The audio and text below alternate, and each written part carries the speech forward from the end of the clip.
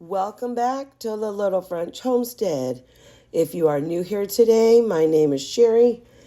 Please be patient. All of these recipes that I will be making will be linked down below for you to enjoy. The top 5 pantry staples that every prepper needs. So imagine the power goes out, not for an hour, but for a week. The grocery store shelves, once overflowing, are stripped bare in the matter of hours. We've all seen it happen, from the supply chain awareness of 2020 to the aftermath of a big storm. When the unexpected hits, the only food you can truly count on is the food on your own shelves. But where do you even start? The world of prepping can feel like a tidal wave of information, threatening to pull you under before you can even learn how to swim. You're told you need everything all at once, and the paralysis of choices is very, very real. But what if I told you that a resilient household, one that can weather almost any storm, doesn't require a bunker or a small fortune? It starts quietly in your pantry with just 15 key items. Forget the overwhelming checklist for a minute. We are going to cut through the noise and build your pantry from the ground up, starting with the absolute essentials that keep you fed, safe, and in control when everything else feels, well, out of control. This isn't about fear, it's about empowerment. By the end of this video, you'll have a clear, actionable plan to turn an empty pantry into a fortress of security. Now, before we jump down into the list, let's get our heads in the right space. The goal is to not buy a year's worth of food tomorrow. That is a fast track to waste and burnout. The smartest approach is to build your supply in layers. Start with a 3-day supply, then grow it by 2 weeks and then a month. The best way to do this is start practicing what preppers call the deep pantry method. Just buy what you already eat.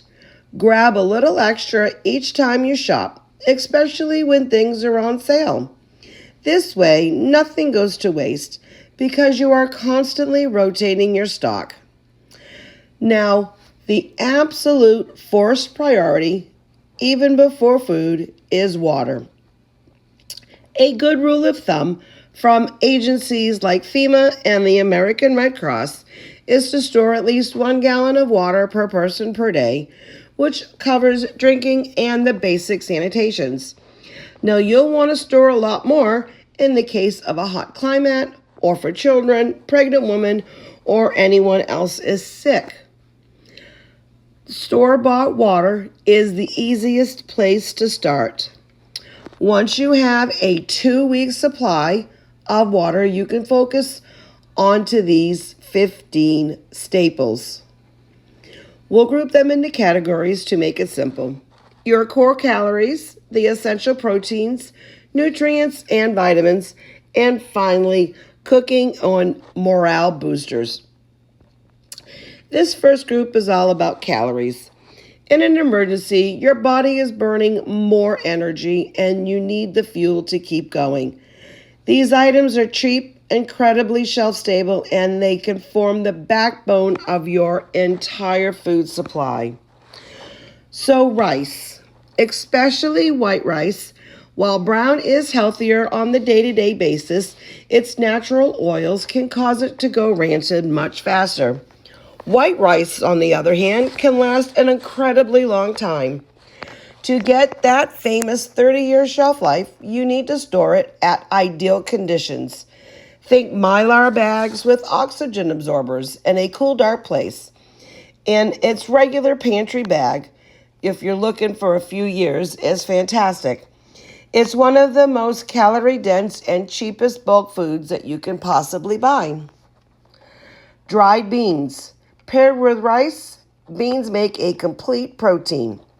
They are packed with fiber and nutrients, and just like rice, they're cheap and can be safely eaten for a very long time if stored correctly. Pastas. Here is another calorie-dense champion. Pasta is familiar, it is a breeze to cook, and it stores for years. Rolled oats. Oats are a true nutritional powerhouse, giving you the calories, iron, and magnesium. They make a quick, filling breakfast, and that uses minimal fuel to prepare. A big canister of rolled oats is incredibly efficient use of your pantry space. Cooking oils. You can't cook most of this food without fat, and your body needs it for your healthy brain and energy. Vegetable oil and cooking oil or ghee are all essential. Next up, shelf-stable proteins. Proteins are crucial for maintaining muscle and feeling full, which is a huge deal for both you physical strength and your mental state in a crisis. Canned meats. This is your ticket to ready-to-eat proteins. Think canned chicken, tuna, salmon, and beef. You can eat them right out of the can or toss them into rice and pasta dishes. Peanut butter. A genuine superfood for preppers. It is loaded with calories, healthy fats, and protein, and best of all, it requires zero cooking. A jar of peanut butter and some crackers can feel like a gourmet meal during a power outage. Canned soups and stews. These are full meals in a can. They provide hydration, protein, vegetables, and calories all in a one-to-go box. For beginners, they offer a massive advantage. No complicated cooking directions needed, just heat and eat. Powdered milk. Fresh milk is one of the first things to vanish from the stores in your fridge. Powdered milk is your backup, providing calcium and protein for drinking and cooking and baking. Unopened can last for years. Canned fruits and vegetables. While a multivitamin is a great backup, you can't beat getting nutrients from actual food. Canned green beans, corn, peas, peaches, and pears add crucial vitamins and a much-needed variety to your emergency diet. The last group contains items that make your food not just edible, but enjoyable. Do not underestimate the importance of these. Salt. This is completely non-negotiable. Your body needs salt to function, but it's also a key for preserving food and, of course, making it taste better. Pure salt keeps dry, literally lasts forever. Pasta sauce. If you got the pasta, you're going to need the sauce. A simple jar of pasta sauce instantly transforms a boring pile of noodles into a satisfying, delicious meal. Honey or sugar. Honey is another one of nature's miracle foods. If it's sealed properly, it never spoils. It might crystallize or get darker over time, but that is a normal change, not spoilage. Gently warm the jar in some water just to make it liquid again. Both honey and sugar are vital for calories and can used in food preservations and make things like your morning coffee or your oatmeal actually palatable. Coffees and teas. Let's be honest. If you rely on caffeine to function, this is not a luxury. It is a necessity. Trust me, the last thing you want to deal with in an emergency is a splitting caffeine withdrawal headache. Instant coffee and tea bags are easy to store and prepare, and they provide a massive boost to morale and comfort. Spices and bouillon. A small kit of your most used spices like garlic powder, black powder, and chili powder, along with some beef and chicken bouillon cubes, can transform basic rice and beans into a flavorful chili or even a savory soup. Bouillon adds a rich, salty flavor base for pennies, and it makes everything taste better. And there you have it.